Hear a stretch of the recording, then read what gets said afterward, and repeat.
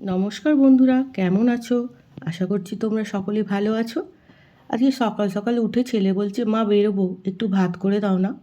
বললাম ঠিক আছে বলে ভাত বসিয়ে দিয়েছি।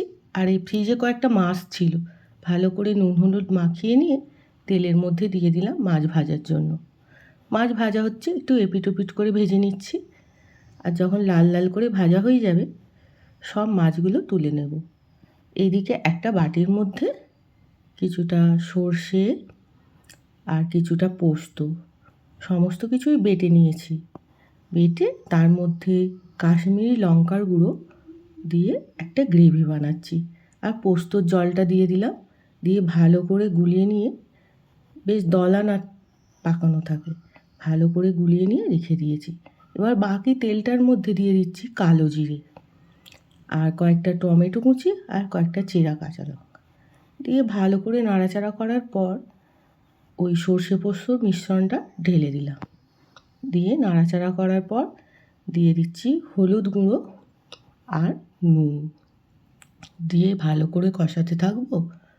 কষানো হয়ে গেলে পোস্ত বাটার জলটা দিয়ে একটু ফুটতে দিতে থাকবো। যখন ফুটে আসবে তখন ভেজে রাখা মাছগুলো দিয়ে দেব। তারপর দিয়ে দেব কয়েকটা চেরা কাঁচা লঙ্কা আর একটু সর্ষের তেল কাঁচা। সবাই আজকালকার দিনে একটু হেলথ কনসাস, তবুও একদিন আধদিন খেলে কিছু হয় না। বেশ একটু বেশি করে কাঁচা সর্ষের তেল দিয়ে দিলে ব্যাস, মাছের ঝাল রেডি। কেমন হয়েছে বন্ধুরা কমেন্ট করে জানিও। আর এইভাবে একদিন বানিয়ে দেখো, আশা করছি তোমাদের খুব ভালো লাগবে।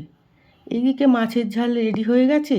এবার গরম গরম ভাতের সাথে সর্ষে পোস্ত দিয়ে মাছের ঝাল ছেলেকে তো দিয়ে দিলাম। ছেলে খেয়ে বলছে, মা দারুণ হয়েছে, বেশ ভালোই খেতে। তোমরা একদিন বাড়িতে এইভাবে বানিয়ে দেখবে, খেতে ভালো লাগবে। কেমন হয়েছে বন্ধুরা? টাটা।